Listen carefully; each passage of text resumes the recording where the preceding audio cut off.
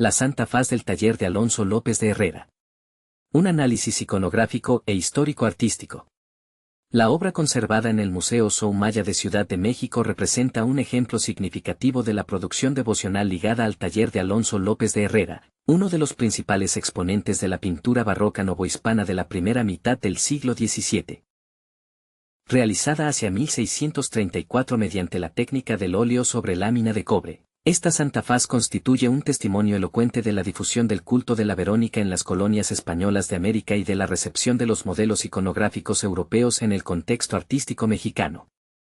La elección del soporte en cobre no era casual, sino que respondía a precisas exigencias técnicas y devocionales.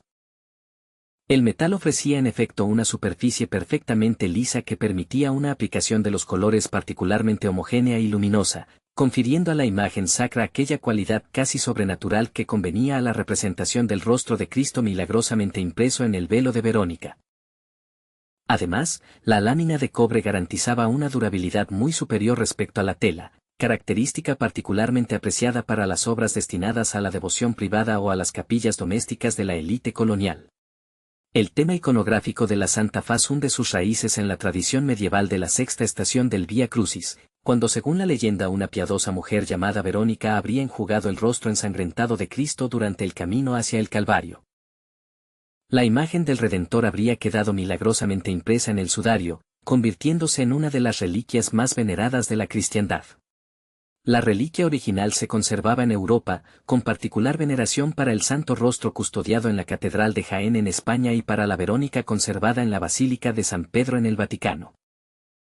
Esta tradición tuvo particular fortuna en la Contrarreforma, cuando la Iglesia Católica alentó formas de devoción emocionalmente envolventes como instrumento de contraste a la Reforma Protestante.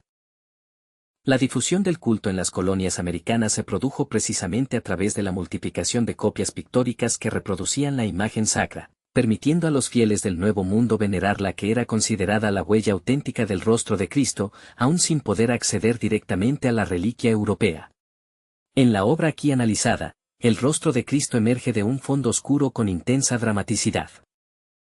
La corona de espinas, realizada con minuciosa precisión anatómica, rodea la cabeza del Salvador formando un entrelazado complejo de ramas espinosas que testimonian el sufrimiento de la pasión. Las gotas de sangre descienden de la frente surcada, mientras la mirada expresa al mismo tiempo dolor y serena aceptación del sacrificio. La barba está pintada con particular atención a los detalles, siguiendo la que era ya una consolidada tradición iconográfica que mezclaba elementos bizantinos con el nuevo realismo barroco. La atribución al taller de López de Herrera más que al maestro mismo sugiere una obra realizada en su taller bajo su directa supervisión o siguiendo fielmente sus modelos. Esta praxis era del todo consuetudinaria en el siglo XVII, cuando los talleres artísticos funcionaban como verdaderas empresas en las que el maestro proyectaba las composiciones mientras los alumnos y colaboradores ejecutaban materialmente muchas de las obras, sobre todo aquellas destinadas a la devoción privada y producidas en serie. Alonso López de Herrera había asimilado en su formación española las novedades del naturalismo caravagesco, filtradas a través de la escuela sevillana y la madrileña.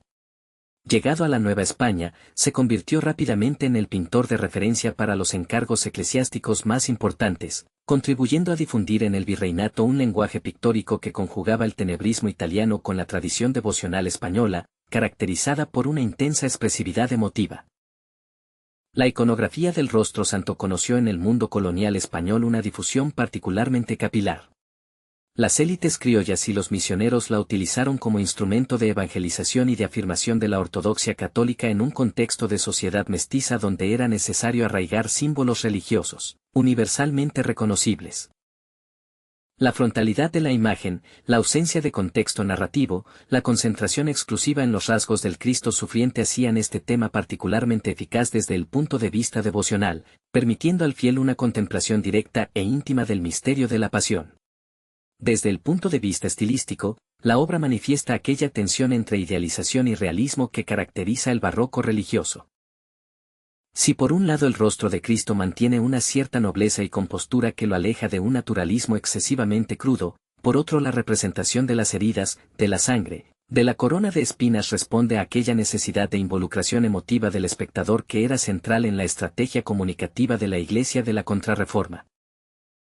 La pintura sobre cobre del taller de López de Herrera se inserta entonces en un contexto histórico-artístico de gran relevancia, aquel de la formación de una identidad visual católica en las Américas coloniales, proceso en el cual el arte sacro jugó un papel fundamental como vehículo de transmisión no solo de contenidos religiosos sino también de valores culturales y sociales del Imperio español.